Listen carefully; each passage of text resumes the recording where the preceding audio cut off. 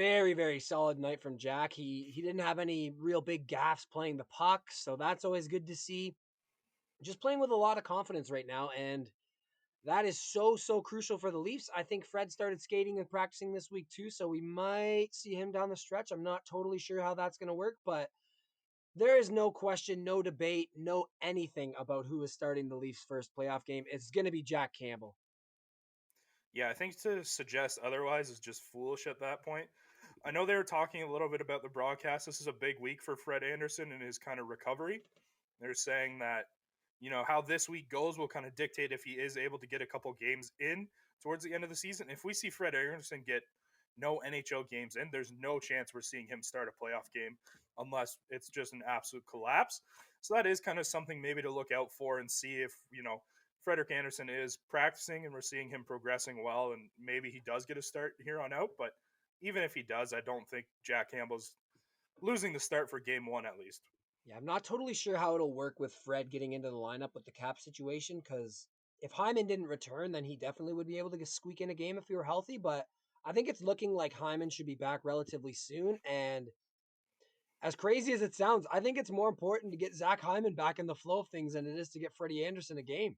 Like Fred Anderson has been a bad NHL goalie for 2 years. So, and Zach Hyman's part of one of the top 5 lines in hockey. So I think you hit the nail on the head. Like if you have a choice between Zach Hyman getting a couple of games in, get back up to game speed before the playoffs, or Fred Anderson, you're taking Hyman every time. With that said, Brendan Pridham is the cap god, so who knows what they could work. They might be able to get Freddie in. I would love to see Fred get one game, maybe build some confidence, get something going before the playoffs. But if not, if he has to step into a playoff series cold, it is what it is. That like things are clearly going wrong at that point, anyways. So why not throw the wild card of Freddie in there? Let's just hope he doesn't have to play any games in the playoffs. But you got to think if the Leafs are going to go on a 4-round run, I'd say there's a fair chance we do see Freddie at some point.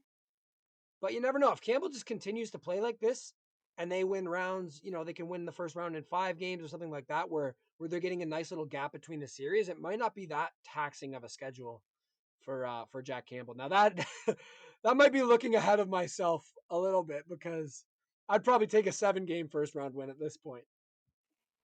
I mean, absolutely, but hey, we dream to dream, right? So, yeah, the Fred Anderson situation is really, really tough because we know hockey's a bit of this weird up and down sport, and sometimes things go well, sometimes things don't. So, having a backup goalie in the playoffs that can perform at a good level is very big. So, if Fred Anderson can kind of recapture that 2017 2018 Fred form that in the playoffs, then the Leafs are absolutely set. It's just that is a huge question mark. Now, one question I would have, let me just pose this to you. Say we're in the first round. Say, I know it's getting ahead of myself, but say we're up 3-0 on Montreal in the first round, and Fred hasn't gotten a game yet, and Campbell's kind of looking a little tired. He's not feeling 100%. We know he's been nursing that injury. Would you throw Fred into a game in that kind of scenario where the series is clearly not really in the balance?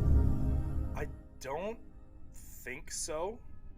Just because the playoffs are weird, man. Hockey players are weird individuals. Like, imagine if you lose that game because Fred has a stinker, and then you go on, and then boom, Montreal takes the next one. Oh, Montreal all of a sudden takes the next one, and it just starts this weird slide, even if it's not, Fred's fault in the follow-up games or whatever.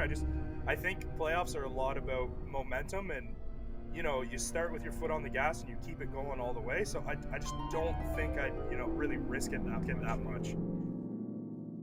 I think I'd have to agree. The only way, it was kind of in the phrasing of my question too, the only way I'm doing that is if Campbell is like, hey, I need a break. Like, I can't handle every other night kind of thing, where you're just keeping him fresh. But yeah, that would be playing with fire at that point. But let's hope that's a choice Keefe has to make, because 3-0 sounds pretty sweet.